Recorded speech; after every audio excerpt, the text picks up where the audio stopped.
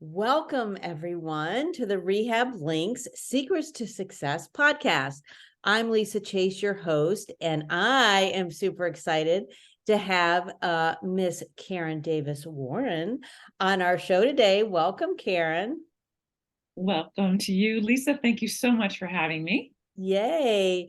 So Karen and I I was looking back at when you and I met. You and I have known each other almost 20 years. It seems like, I know, very long time.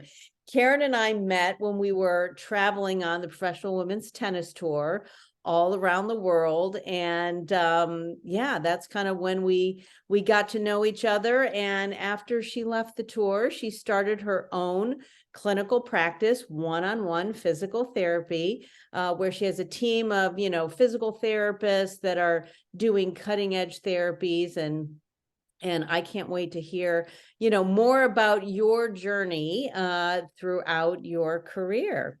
So why don't you share with us a little bit about kind of you and your business and where you're at today? Well, let's see. I got started like most PTs right out of PT school, working for a big corporate facility, high volume traditional practice. And after about 3 years, honestly, I was ready to leave the profession, burnt out because of the model. The traditional model has a tendency to burn therapists out. It was not what I had signed up for. Had it not been for the volunteering as a physical therapist, athletic trainer at the high school sports level, I think I might have left the profession. That kept me interested because it was very rewarding to work with high school students. And then I had an opportunity to work for a physician-owned practice. At that point, for the next 6 years, I really learned about the PT business. The physicians treated me like a non-operative partner. So if they operated, I got them better. If they didn't operate, I got them better. And I had to help them set up and run a PT practice. So it just kind of fell into my lap. So for the next 6 years, I kind of got to block off time on a schedule for complicated patients, see one patient at a time if I needed to. And I realized at that point in time, I could be so much better. Patients would get better faster. My skills got better when I could take the time and really work with the patients. And then I had a lot of my patients told me I was really great. I should have my own business. But at no point in any time during that time did I think I wanted to be a business owner. I was a clinician. I went to school to be a clinician. I didn't go to school for business. And it was a little bit scary and daunting to think about owning my own practice. But the more I was successful clinically, the more I thought it might be a good idea. However, this group was very, very good to me. Been with them for 6 years, and I didn't want to burn any bridges. So I kind of couldn't really figure out how to leave. And then I met you. And I met Lisa at a Michigan State course, and she said, "You would be great for the WTA tour." And I said, "The what?" And then I realized what it was. And when you sent me the schedule, so it was like an offer with the schedule, and it had 19 WTA events. It had all 4 Grand Slams. It had several countries, 5 weeks in Europe, and I had never been to Europe. It was too good to be true. I had to say yes. And it was a nice segue for me to leave the physician practice. They knew it was an opportunity of a lifetime. And then I spent my year on the tour with you, and it was wonderful. I know. And I will never forget you and I when we were walking. I think we were going to have lunch or something, and we were in Australia. And I remember you telling me your vision of what you wanted to do. We had already been on the tour for a little bit. And you said, one day I'm going to have my own practice.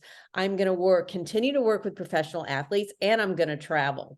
And I was like, okay, that sounds very ambitious, but you have accomplished so much, with all, that, you've done in your career. And it was an inspiration to me because after I left the tour, you were the first person I called, and I was like, okay, now let's turn the tables. Now tell me how to do this. And, you really, had given me some great advice on, how to get started and how to set it up. So tell us a little bit about your practice and kind of where it's at today. Well, when it began in 2004, I left the tour full time and I was still working for the tour part time to stay involved, mostly local tournaments in the US. I rented a room from a chiropractor friend of mine who I had a nice network in town. When you work sports and you volunteer at a lot of sporting events just to get experience, you develop a network. So I had a great chiropractic friend who had space in her suite, and I rented a room. And I saw one patient at a time. Of course, I worked at a few other physical therapy practices, PRN, so I could pay my bills. And I worked 7 a.m. to 7 p.m. I did whatever it took. I worked on Saturdays, I worked on Sundays. It didn't matter. I needed to get my patient load up. I worked in a building when the air wasn't on, when the heat wasn't on. Didn't even think twice about it. So I want the listeners to remember that. Sometimes you just go and you just do, and that should be your driving force, your passion for what you do. And then I found a few like-minded therapists. We rented other spaces for them inside of gyms, which is a great low rent option with lots of equipment, and depending on the gym's location could be ideal to get started. Then we had an opportunity to move into the facility we're in now, a 12,000 square foot building, which we share with an orthotist. We have a full gym, Pilates studio, treatment rooms. And back in 2004, when I started, I had a few private practice owners here in town that told me and 100% out of network practice would not work. And at that time, the out of network, and I say out of network and not cash, because we file as an out-of-network provider for a third of our patients. We see over 1,000 visits a month. 1/3 of those use their out-of-network benefits. And that courtesy of filing for them is important if you want volume, if you want to be able to serve a larger community. So everyone told me it wouldn't work, and that was probably motivation for me to make it work. And here we are today, and we have 9 therapists on staff, 2 locations, and we are thriving. So that's our practice. Yeah. And you're also involved with other professional sports. Tell us a little bit about that. Well, we, in our satellite location at DSA Sports Performance in Marietta, it is the hub in Atlanta for off-season training for Major League Baseball, the NFL, and the NBA. So we have a wide variety of athletes that are training there in the off season. We are the sole physical therapy provider in that facility. They also service middle school, high school, and collegiate sports as well. So it's a nice network with our team over there at DSA. Yeah. And, and here's the thing about athletes, we know everybody wants to get better fast, but professional athletes, they want to be better yesterday. So getting good clinical results is critical, right? And obviously with, a cash paying practice is also super important. So I know you've got tons of valuable tips. So let's kind of dive into your tips on how you feel that you've made the biggest impact on getting great clinical outcomes. So keep up with technology. We are very, very conservative as a profession, and we are not open-minded to new things. I would say keep up with technology. We know that there's more research done with trigger point dry needling and BFR than perhaps anything else in our profession. We don't want to jump on every bandwagon of every new piece of equipment that comes out, but I would say keep up with new things, be open-minded until you have researched something and tried it and looked at it. I wouldn't turn your head away from it. And it's hard because it can be a little bit overwhelming. You have to be open. And this is happily my role now as I'm pulling back from patient care. I have time. I have time to look at new technology, to investigate it, to try it out, and to see if it's something we want to bring into the practice. Yeah, I mean, technology, you and I, have shared. I actually just brought on BFR, and you had been telling me about that for years. And, Karen and I collaborate all the time with, well, what are you doing? And what are you doing? And we brought, you and I talked about Newbie for years, and you brought that on, for your team. You had told me about dry needling. So, we are constantly, I think, challenging each other to look at the different technologies and things, that are out there. And you're right, as a business owner, it's very challenging, but, as you can kind of pull yourself back a bit from patient care, you really can look more broadly at, what's out there and bring the best, to your clinicians, so they can get great results as well, and for your patients. So, give us another couple tips.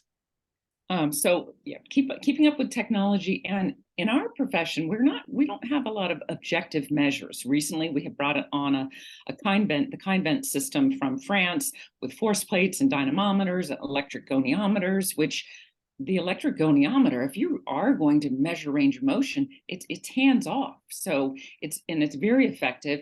And with this technology, the results from these measurements, from say force plate measurement, they're automatically, the reports are generated, the graphs are generated. You are not performing these time, constraining activities for return to play.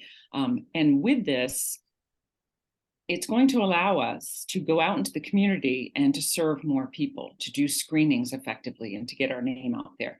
So I would say the second tip is make sure that you are always going out and giving and trying to provide some type of service for the community, aside from your patient care, that markets your profession, that markets you, and that serves what you have a passion for. Whether it's soccer players and ACL risk reduction, or whether it's, balance in the elderly and fall reduction. So making sure that each therapist and your practice as a whole is serving someone and providing programs that allow them to do whatever they're passionate about. I think that's such a great tip, giving back to your community. It's what it's all about, as physical therapists, we love to, help people and our patients, but being able to get out in the community, and just give back in that way, I think is, not only great for our community, but, great exposure, like you said, for the profession, and, and getting, your team, out in front of people as well. So that's a great tip. All right, you got a third one for us? Yes. So the third one, I would say, and this is more of a business owner tip, is you need to have an operation manual. And if you use the Google Drive or something like that, it's really easy to do. You need to have, and I got this from a business coach, Sturdy McKee. It was one of the most valuable pieces of information he gave me. One of the things that we worked on is having our operations manual, and it is your playbook. And because I love sports, this really resonated with me. The way you do everything, you should have a play for everything. You have a play for, and this is how we answer the phone. This is how we schedule a new patient. This is how we perform an initial eval. This is how we sell the plan of care. And everything you do has a play. And if something is not working, you can change the play. Like a pro sports team, they practice their plays. And you need to practice. You need to train, retrain, and continue training. And these are the things you do in small groups, one-on-one, at your staff meetings. If an issue arises, you look at the play, and you examine that play and you rewrite it. You can it if it doesn't work, and you come up with a new play. But everyone needs to be on board. Everyone needs to know how things are done, why things are done. And as times change, and they do, you need to update your playbook. So this just keeps everyone on the same page. It helps set expectations. Yeah. It really helps setting expectations. So along with the playbook, when we're onboarding a new employee, it's really important that they know this is what we are providing for you: your salary, your benefits package, your professional development package, eventually your 401k and things like that. And this is what you are providing for us. Your expectation for your volume in the clinic, the level of care you're providing, the continuing education course you are going to take for the next several years to bring the practice and keep the practice up to the level where we have it. Yeah, that is, that's definitely something I think over the years, you've taught me, and then I've worked with a series of coaches as well. And having that playbook and everything outlined is really, critical. And I know I've heard you talk about having your bench of therapists as well, constantly Yes. recruiting, right? Never, or not really waiting, right, until you need to hire somebody, but constantly searching and looking for the best therapists that are out there who have the same passion and core values, right, that we have. So when you bring them on, they want to learn, right? They want to provide the best care. And in order to provide the best care, you need to take continuing educations. You want to be constantly growing and seeking that knowledge. And so I thought that was really cool that you were doing that as well. Right. So we have our virtual bench. I have a high school student right now who is a sophomore that is starting to internship for us this summer, will continue to work for us for the next 2 years, 5 or 10 hours a week as my little assistant, which I need desperately. She may take over our social media. She wants to become a PT someday. So she's on our virtual bench. She hasn't even gone to undergrad. We have another one in getting ready to apply to PT school.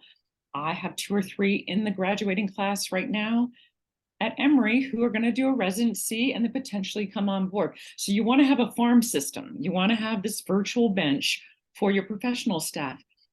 It's not a bad idea to have it for the front office staff as well, because that is a really tough spot to fill.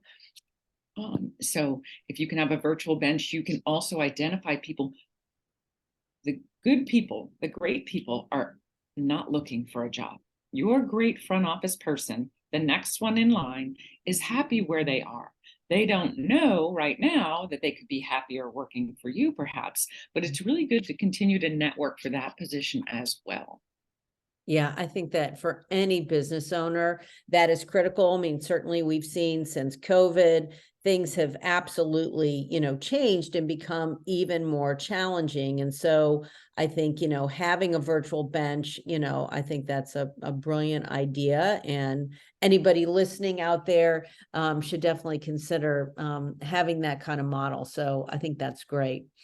So, all right. So how about sharing a couple pieces of advice for our listeners of, like, what does your audience really appreciate, most? Like, what do you hear them say, whether it be your therapist or your clients, that, that you can share and give a few pieces of advice? Well, our patients love the one-on-one model. Mhm. Now, many have been to the traditional high volume model, so they have that comparison, which unfortunately it helps our business. Even those that haven't, they love the one-on-one with their therapist, the attention that their therapist gives them. Every new patient gets an email that day from their PT checking in, making sure they got their electronic home exercises, opening up that channel of communication. We're not treating them through email, but opening that channel of communication. They like that relationship. We spend a lot of time with our patients, so we develop a pretty significant relationship with them. The other thing that our patients comment on is the office, is the facility. We've kept up with improvements in painting and changing the flooring out, changing the blinds, just making the aesthetics of the office look nice. It's a very clean, professional looking office with nice equipment. We have red cord stations, we have Pilates equipment, we have a full gym. The reception area is nice. So we get that feedback a lot. They like the experience. They like our front office knows almost every patient that walks in by name as they're walking in the door. They like that personal touch. That is marketing. And this is what I want to get across to some of the they always ask me, what do you do for marketing? Every day when a patient walks in the door, that is marketing. From greeting them to treating them to, telling them to have a great day as they leave. That is marketing that you can't buy. Yeah. It's free, it's easy, and it's the best marketing. Now, I have tracked this since 2004. 90% of our patients come from other patients. Yes. People So are coming from, and if you're going to recommend a restaurant to a friend, they're going to take your verbal recommendation over a review they read, over an advertisement they hear. That personal recommendation from a friend is invaluable. That's what we hear. absolutely. And from our therapists, they enjoy obviously treating one at a time. They enjoy having new technology at their fingertips. They enjoy, we have a staff, we have 5 PTs that have been here for 10 years and practice more than 20 years. So they enjoy having a senior staff to bounce ideas off of. Our Yeah. younger therapists, they've been out of school 5 or 6 years, and they enjoy having the senior therapists to run things by, to co-treat with them, to help them. And it's a win-win on both sides. Our senior therapists love teaching. It makes them better at what they do. So it's a nice, really nice environment right now. Yeah, yeah, I agree. Yeah, same, with our practice too, having new therapists being able to come in and senior therapists being able to mentor and teach, is really beneficial for both, because we just get better as clinicians when we teach something, and then when we can share and start to pass on that knowledge. I think that's really great as well. Okay, well, great. Anything else of value that you think that, our audience would be interested in? I would say to stay in touch, like you and I stay in touch, and I actually stay in touch with several other private practice owners here in Atlanta, and we share ideas. Yeah. It's called Coopertition. It's not competition, it's Coopertition. We cooperatively share ideas. Everyone, I get asked, who's your competition? There's plenty of patients to go around. And our goal is not to compete with another private practice. Our goal is to take our profession and the level of care that we as a profession give and continue to raise the bar. And we do that by sharing business ideas, clinical ideas with our colleagues. And I think staying open-minded and doing that, always, and like, I'm just going to pop this book up because I just read it, and I read The Go-Giver Leader. Oh, yeah. Great If you book. haven't read this book, I'm buying it for my staff, and everyone's going to read it, and we're going to have a little book club on it. Give back more than you ever expect to receive, and you will be so happy. That is so true. And, I love your point about, collaborating with other PTs. I mean, yeah, you and I, even though you're in Atlanta and I'm in, Florida, I have therapists here locally, same type of thing. And, you can't be afraid of, competition. It's really about collaborating, and there's plenty to go around. And I just had another therapist, Jason Waz, on, who's local, who introduced me to the newbie. And we've been collaborating for years. He's in Tampa, I'm in St. Pete. I send him people, he sends me people.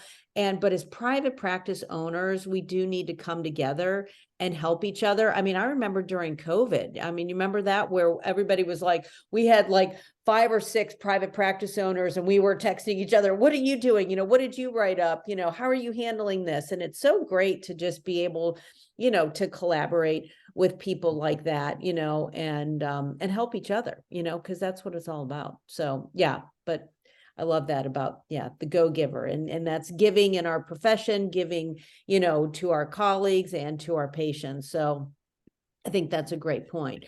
Well, okay. Well, is there, how can people find you if they want to learn more about one-on-one, or, read? I know you've had some, published, articles and blogs and videos and for a variety of things, and you've been on other podcasts. So if people would love to, learn more about what you're doing, how do they find you?